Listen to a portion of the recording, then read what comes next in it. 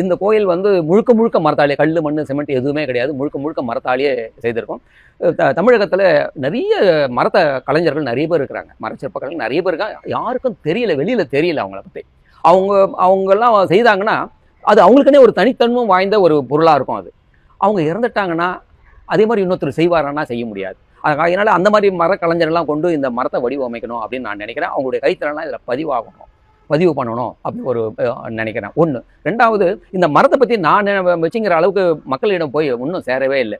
அந்த மருத்துவ குணமாக இருக்கட்டும், இந்த இலை காய் பூ இதனுடைய மருத்துவ குணங்கள்லாம் வெளியே வந்த அளவுக்கு மரமானது மனித வாழ்க்கைக்கு என்னென்னலாம் சொல்ல வருது அப்படிங்கிறத பற்றி இன்னும் ஜனங்க தெரிஞ்சிக்கவே இல்லை.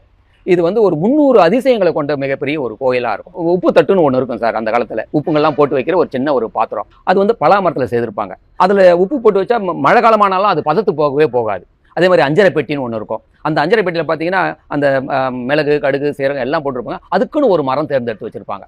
அந்த மரத்தில் அந்த குறுக்காப்புளி மரம், பலா மரம், இந்த மாதிரி மரங்களாக தேர்ந்தெடுத்து அதை செய்திருப்பாங்க. அதில் நீங்கள் அந்த வாசனை திரவியங்களை போட்டு வச்சா ஒரு அறையிலேருந்து இன்னொரு அறைக்கு அந்த வாசனை போகவே போகாது. முன்னெல்லாம் பார்த்தீங்கன்னா ஒரு தேர் செய்யறதுக்கு அவருடைய தலைமுறையே முடிஞ்சிடும். கிட்டத்தட்ட ஒரு 30 ஆண்டுகள் 40 ஆண்டுகள் செய்யக்கூடிய ஒரு தேரும் உண்டு.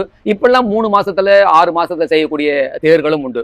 அந்த வேலையை பொறுத்து, வேலைப்பாடுகளை பொறுத்து அந்த நாள் கணக்கு நமக்கு வரதுக்கான வாய்ப்பு. 50% இப்போ டெக்னாலஜி வந்த பிறகு எங்களுடைய உழைப்பை வந்து கொஞ்சம் தான் சொல்லலாம். இதுக்கு ஆட்கள் இல்லாததுக்கு அது ஈடு கொடுக்குது அப்படின்னு நம்ம சொல்லலாம். இந்த டெக்னாலஜி மரத்தினால் ஆக்கப்பட்ட ஃபேன், கார், பைக், சைக்கிள் இவ்வளோ விஷயம் பண்ணியிருக்கீங்க. ஸோ இதெல்லாம் எப்படி உங்களுக்கு பண்ணணும்னு ஐடியா வந்தது? இது என்ன சொல்கிறது, நான் வந்து எங்கள் அப்பா மாட்டு வண்டி செய்கிறதுல மிக பிரதானமாக இருந்தார். அந்த மாட்டு வண்டி செய்து பார்த்தேன், எனக்கு செய்ய வரல. அதை செய்ய முடியல என்னால். அவ்வளோ கஷ்டமானது அந்த மாட்டு வண்டி செய்கிறது. அதுக்கு பதில் தான் நான் இந்த காரையே செய்தேன். கார் செய்து எனக்கு ரொம்ப ஈஸியாக இருந்துச்சு. ஆனால் அந்த காரோட அளவு பார்த்தீங்கன்னா மாட்டு வண்டியில் என்ன அந்த 1:2 அதே அளவு தான் இந்த காரில் உள்ளே புகுத்திருப்பேன். அதனால தான் இன்றைக்கும் ஒரு 90 கிலோமீட்டர் ஸ்பீடுக்கு அந்த கார் ஓடிட்டு இருக்கு. சும்மா போட்டு மூடி வச்சிருக்கேன், இன்னும் எடுக்காமல் வச்சிருக்கேன். கொஞ்சம் ரிப்பேர் பண்ணால் எடுத்து ஓட்டலாம். ஆனால் ஓட்டக்கூடிய கண்டிஷனில் இருக்கும். அது போக சைக்கிள், பைக் இந்த மாதிரி விஷயம்லாம் புதுசாக எப்படி யோசிக்க தோணுது? இது ஒரு மரத்தச்சர்னா ஒரு சாதாரண ஒரு கார்பெண்டர், ஒரு கூலிக்காரன், ஒரு வேலைக்காரன்ற மாதிரி இந்த என்ன சொல்கிறது, இந்த சிட்டியில் நினைக்கக்கூடிய ஒரு சூழ்நிலையை என்னால் பார்க்க முடிஞ்சது. இல்லை கார்பெண்டர்கிட்ட இப்போ மிகப்பெரிய ஒரு சயின்ஸ் இருக்குது. அவரால் உளி சுற்றி வாழை வச்சுட்டு காரும் செய்ய முடியும், தேரும் செய்ய முடியும்னு செஞ்சு காமிக்கணுன்றதுக்காக தான் நான் இதெல்லாம் வெளியே கொண்டு வந்தேன். மரத்தினால் ஆக்கப்பட்ட ஒரு கோவில், அதோட மினியேச்சர் நீங்கள் வந்து பண்ணியிருக்கீங்க.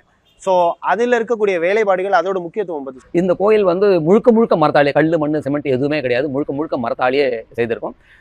தமிழகத்தில் நிறைய மரத்த கலைஞர்கள் நிறைய பேர் இருக்கிறாங்க, மரச்சிற்ப கலைஞர் நிறைய பேர் இருக்காங்க. யாருக்கும் தெரியல, வெளியில் தெரியல அவங்கள பற்றி. அவங்கெல்லாம் செய்தாங்கன்னா அது அவங்களுக்குன்னே ஒரு தனித்தன்மை வாய்ந்த ஒரு பொருளாக இருக்கும். அது அவங்க இறந்துட்டாங்கன்னா அதே மாதிரி இன்னொருத்தர் செய்வாரான்னா செய்ய முடியாது. அதனால் அந்த மாதிரி மரக்கலைஞர்லாம் கொண்டு இந்த மரத்தை வடிவமைக்கணும் அப்படின்னு நான் நினைக்கிறேன். அவங்களுடைய கைத்திறன்லாம் இதில் பதிவு பண்ணணும் அப்படின்னு ஒரு நினைக்கிறேன். ஒன்று. ரெண்டாவது, இந்த மரத்தை பற்றி நான் வச்சுங்கிற அளவுக்கு மக்களிடம் போய் இன்னும் சேரவே இல்லை. அந்த மருத்துவ குணமாக இருக்கட்டும், இந்த இலை காய் பூ இதனுடைய மருத்துவ குணங்கள்லாம் வெளியே வந்த அளவுக்கு மரமானது மனித வாழ்க்கைக்கு என்னென்னலாம் சொல்ல வருது அப்படிங்கிறத பற்றி இன்னும் ஜனங்க தெரிஞ்சிக்கவே இல்லை.